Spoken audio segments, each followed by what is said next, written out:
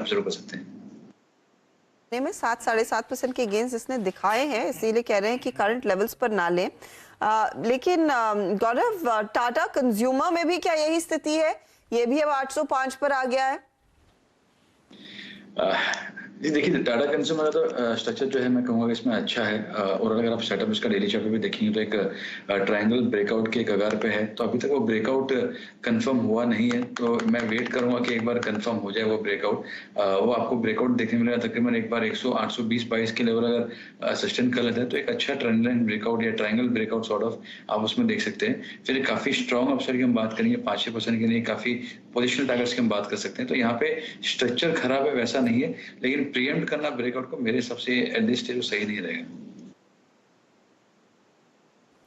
Okay, तो ये फिलहाल टाटा कंज्यूमर पर रहा है। अच्छा, चार्ट की चमत्कार का समय हो गया और गौरव आपको ये देना है, बताइए क्या ट्रेड निकाला है आपने? देखिए, जो मुझे अच्छा लग रहा है, जो मेरे रडार पे है वो है आईजीएल इंद्रप्रस्थ गैस। यहाँ पे अगर आप इसका डेली चार्ट देखेंगे तो हमने वॉल्यूम के साथ में स्टॉक जो है वो बढ़त इसमें देखने मिली थी, और स्टॉक जो है वो 350 से स्टॉक ऑलमोस्ट 450 हो गया, काफी स्ट्रॉन्ग अपसाइड हमको देखने मिली थी।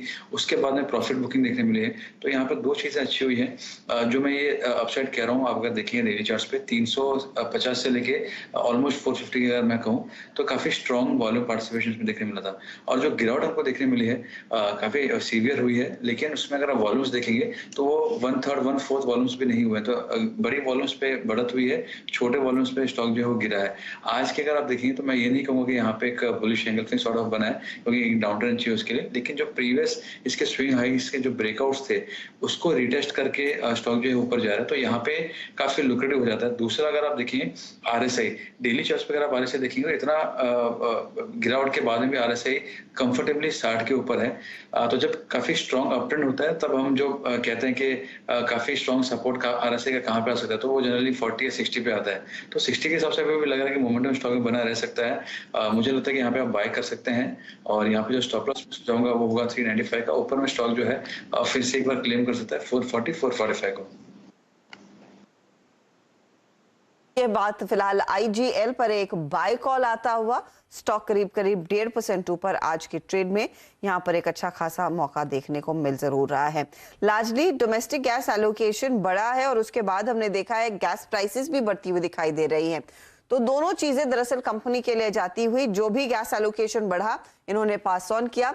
लेकिन अगर आप ग्लोबल पर्सपेक्टिव में देखेंगे तो यूरोप में गैस प्राइसेस स्पेशली आसमान छू रही हैं और उसका भी इम्पैक्ट आईजीएल और दूसरे प्लेस पर बनता हुआ दिखाई देगा।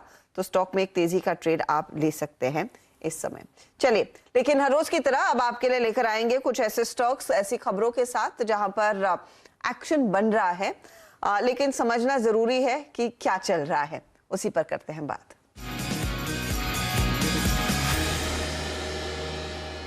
तो आज हमारे साथ स्टूडियो में सुमित है और न्यूज रूम से जुड़ रही हैं हमारी कमोडिटीज एडिटर मनीषा गुप्ता। मनीषा, शुरुआत आप ही से करेंगे क्योंकि काफी दिनों बाद आपको हमने इस कार्यक्रम में जोड़ा है।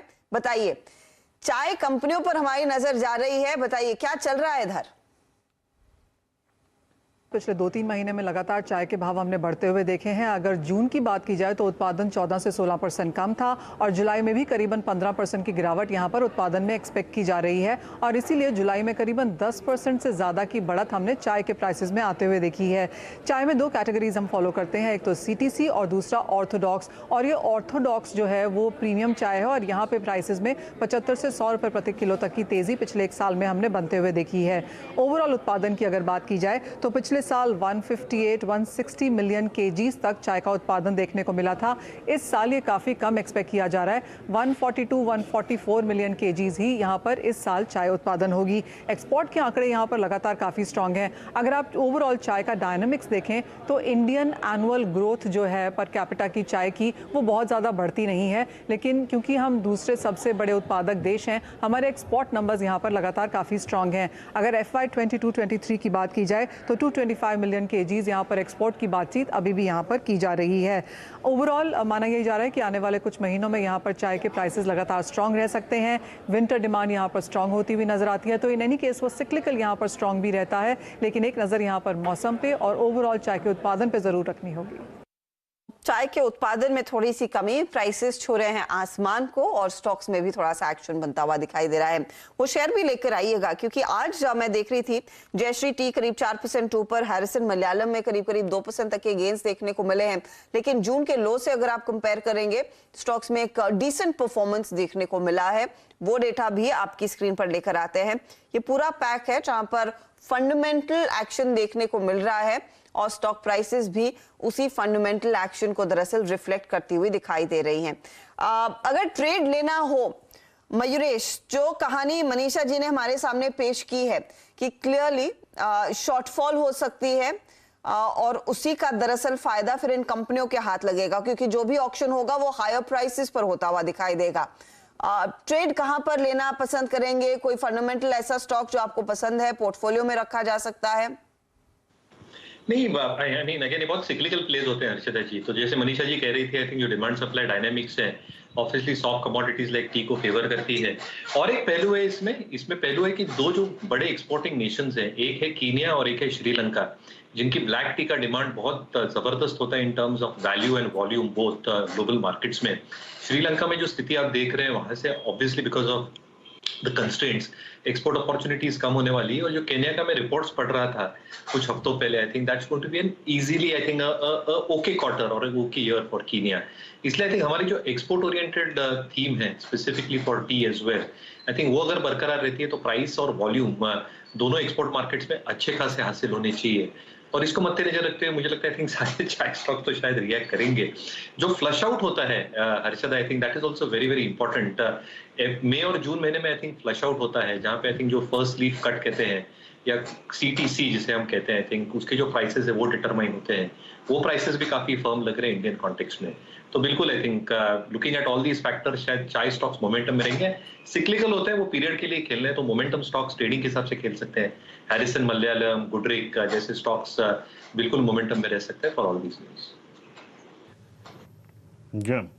तो अगर आप देखें चाय पे ये डिस्कशन क्या चल रहा है में, और अभी देखिए अभी इसका एक अंश बाकी है, लेकिन थोड़ा हम क्योंकि ट्रेड से फोकस करें तो बीच में ट्रेड देख लेते हैं।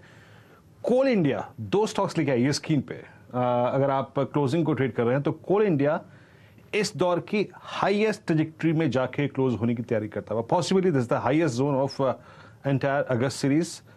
और एक और स्टॉक लेके आइएगा और वो है Delta Corp at 210.40 day high पर। और डेल्टा कॉर्प जनाब एक समय बाद, मेरे ख्याल से मानस 27 अप्रैल 2022 के बाद पहली बार अपने 100 डे एक्सपोनेंशियल मूविंग एवरेज को बाइसेक्ट करता हुआ।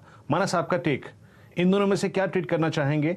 और अगर डेल्टा में 212 213 के ऊपर क्लोजिंग आ जाए, मान लीजिए अभी 211 पे ट्रेड कर रहा है, 213-14 के ऊपर क्लोजिंग आ जाए, तो क्या 200 डेमा की ट्रेजेक्टरी 224 की एक्सपेक्टेशन है आपको? देखिए, अगर सेफ प्ले करना है तो डेफिनेटली कोल इंडिया की तरफ देखना चाहिए, क्योंकि ये stock higher top higher bottom बना रहा है, 20 डे मूविंग एवरेज के ऊपर ट्रेड कर रहा है, तो वहां पर आप ट्रेड ले सकते हैं। स्टॉप लॉसेस आपके 219 के रहेंगे और 231 तक के टारगेट्स पॉसिबल हैं। लेकिन अगर एक थोड़ा रिस्क लेके ट्रेड करना है तो आई थिंक डेल्टा कॉर्प ज्यादा बेटर पैटर्न बना रहा है। हालांकि ये अभी भी अपने 200 डे मूविंग एवरेज के नीचे ट्रेड कर रहा है, लेकिन पॉसिबिलिटी ज्यादा है कि स्टॉक अपने 200 डे मूविंग एवरेज को टेस्ट करे इस बार। तो 211 के भाव चल रहे हैं, 204 के स्टॉप लॉस से यहाँ पर खरीदारी करनी चाहिए। टारगेट 222 से 225 की रेंज में रहेंगे।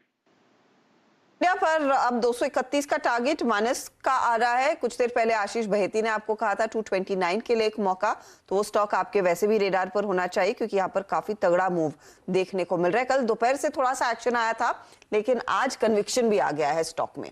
दूसरा ऑफ कोर्स डेल्टा कॉर्प है, जिसकी भी बात आपने सुनी, 4.5% ऊपर 222-225 के लिए मौका इधर भी है। लेकिन हम बात कर रहे थे क्या चल रहा है कि और क्या चल रहा है में चाय कंपनियों का हमने जायजा लिया। अब सुमित को जोड़ते हैं। सुमित, बताइए क्या चल रहा है? देखिए, मैं तो एक कंपनी ही लेकर आया हूँ, पूरा सेक्टर तो नहीं है मेरे पास, लेकिन जो कंपनी है वो है महाराष्ट्र सीमलेस। ये पाइप मैन्युफैक्चरिंग कंपनी है और जिंदल ग्रुप की कंपनी, डीपी जिंदल ग्रुप की कंपनी है। साल के ऊपरी स्तरों पे ये स्टॉक जो है कामकाज करता हुआ दिखाई पड़ रहा है। इसको पहले इसके कुछ आंकड़े आपकी स्क्रीन पर आएंगे। उस आंकड़ों के लिहाज से देखें तो एक साल में 167% के आसपास का गेन, 6 महीने में करीब करीब 60% के आसपास का गेन और 3 महीने में रफली 46% के आसपास का गेन। तो एक बहुत ही स्ट्रॉन्ग गेन्स इस स्टॉक में देखने को मिल रहे हैं। और इंटरेस्टिंग पार्ट ये कि इस तरह की तेज़ी के बावजूद भी ये महज 14 के मल्टीपल पे कामकाज कर रहा है। अभी भी जो बाकी पाइप कंपनीज हैं उनके सामने एक लो वैल्यू पे कंपनी कामकाज करते हुए दिखाई पड़ रही है। अच्छा, अब 2-3 चीज़ें, ये पहले ईपीएस और पीई का नंबर है, 65 की ईपीएस और 12 के मल्टीपल पे स्टॉक कामकाज कर रहा है। ये वैल्यू दिखाती है इस कंपनी की। इस कंपनी को चुनने की कई सारी वजह। पहला, इस कंपनी के साथ अगर आप कुछ रीसेंट आंकड़े देखेंगे तो ये 28 जुलाई जो इसके नंबर्स आए थे उन नंबर्स के बाद से लगातार एनालिस्ट मीट कर रही है। और पिछले अगस्त के दौरान इस कंपनी ने जितने भी ट्रेडिंग सेशन हुए सब में नोटिफाई किया बीएसई को कि ये कंपनी एक्विजिशंस जो क्लाइंट जो ब्रोकर्स मीट है या फिर इन्वेस्टर्स मीट है वो कंडक्ट कर रही है अलग अलग इन्वेस्टर्स के साथ। कंपनी का जो लास्ट क्वार्टर का नंबर था बहुत रोबस्ट था। उसके अंदर ऑयल बिजनेस, रिग बिजनेस की तरफ से अच्छी परफॉर्मेंस थी, पाइप बिजनेस की तरफ से अच्छी परफॉर्मेंस थी। इनफैक्ट एक आर्टिकल तो ये भी कहता है कि जैसे जैसे रशिया का वॉर चलेगा वैसे वैसे इनकी सिचुएशन और बेटर होते हुए दिखाई पड़ेगी। अच्छा, यहां पर एक और बढ़िया ट्रिगर यह है कि पिछले 5 तिमाही से प्रमोटर स्टेक खरीद रहे हैं। 64% का स्टेक होता था, वो धीरे धीरे धीरे धीरे बढ़ाते हुए 67% के आसपास ले आए हैं। इंटरेस्टिंग पार्ट ये भी है कंपनी की 2000 करोड़ रुपए के आसपास की ऑर्डर बुक है जो कि रिकॉर्ड ऑर्डर बुक है। और कंपनी का रफली 3500 से 3800 करोड़ रुपए के आसपास का सालाना रेवेन्यू है जो कि आधे साल की ऑर्डर बुक की विजिबिलिटी ऑलरेडी कंपनी के लिए क्लियर करता है। और एक सबसे इंटरेस्टिंग पॉइंट जो कंपनी ने खुद अपनी एनुअल रिपोर्ट में बोला है कि FY 23 में कंपनी अपने आप को डेट फ्री बनाने जा रही है। तो जैसे जैसे डेट फ्री बनाने की बातचीत शुरू होती है और वैसे वैसे कंपनी के नंबर्स इंप्रूव होते हैं तो शायद इसी चीज को बाजार बहुत क्लोजली वॉच करता हुआ दिखाई पड़ रहा है। और उसी खरीदारी का जो ट्रिगर बना हुआ है पिछले 1 साल के दौरान वो या पिछले 3 महीने नंबर्स के बाद से वो शायद यही 2 चीजों को रीड कर रहा है। एक तरफ डेट फ्री स्टेटस, दूसरी तरफ स्ट्रॉन्ग ऑर्डर बुक और तीसरी तरफ एक बढ़िया वैल्यू। इन तीनों चीजों को देख के मार्केट ने एक बढ़िया थम्स अप दिया। तो अगर तेजी दिख रही है तो ये कुछ प्रोबेबल रीजन हो सकते हैं और लगातार एनालिस्ट मीट कंपनी ऑलरेडी कर रही है। 813 के लेवल्स पर स्टॉक आता हुआ। कुछ देर पहले एक फ्लैश भी आया था कि करीब इनको 200 करोड़ का ऑर्डर हाथ लगा है ONGC की तरफ से। आपके आने से पहले वो कुछ देर पहले फ्लैश होता हुआ दिखाई दे रहा था तो खबरों में है और वो ऑर्डर बुक ऑफ कोर्स इसका स्वेल होता हुआ दिखाई दे ही रहा है।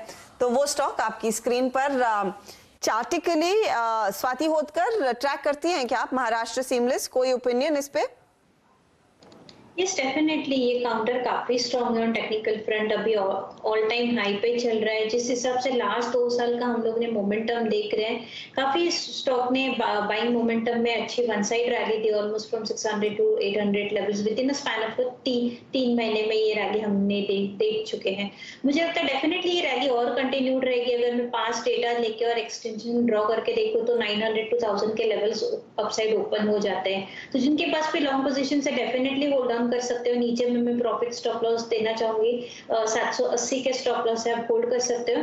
इमीडिएट टारगेट मुझे लगता है कि पहले 860 रहेगा, देन 900, देन 1000 के लेवल्स ओपन हो जाते हैं। बट जिनको भी फ्रेश लॉन्ग इनिशिएट करना है थोड़ा वेट कीजिएगा। Let the stock retrace to some extent towards to 780 750 के रेंज में आता है तो रिस्क रिवॉर्ड फेवर में रहेगा फ्रेश लॉन्ग पोजीशन से इनिशिएट करने के लिए। बट जिनके पास भी प्रीवियस लॉन्ग्स है वो डेफिनेटली होल्ड ऑन कर सकते हैं। हाइस पर ये स्टॉक ट्रेड करता हुआ दिखाई दे रहा है। 823 तक के लेवल्स देखने को मिल रहे हैं। ये काउंटर जिसका अभी अभी हमने जिक्र किया ये अपने 52 वीक हाई पर आ खड़ा है जो 822 था लास्ट रिकॉर्डेड, अब 829 के लेवल्स पर ट्रेड करता हुआ। तो मोमेंटम है, 1000 तक के लेवल्स देखने को मिल सकते हैं। ये भरोसा दरअसल स्वाति होतकर को भी है।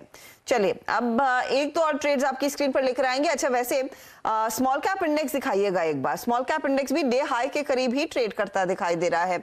तो आज का दिन कल के पूरे लॉसेस को रिकवर करने वाला, देखिए 1% के गेन्स स्मॉल कैप इंडेक्स में इस समय आते हुए दिखाई दे रहे हैं और भरपूर स्टॉक्स हैं जहां पर आज दरअसल खरीदारी हो रही है। और अच्छी बात यह है कि कोई संकोच नहीं है आज की तेजी में। नॉर्मली यही होता है कि थोड़ा एक सेल साइड वाले दिन के बाद अगले दिन जब रिकवरी होती है तो थोड़ी सी रिस्ट्रिक्टेड होती है वो रिकवरी। वैसी स्थिति बनती हुई नहीं दिखाई दे रही है।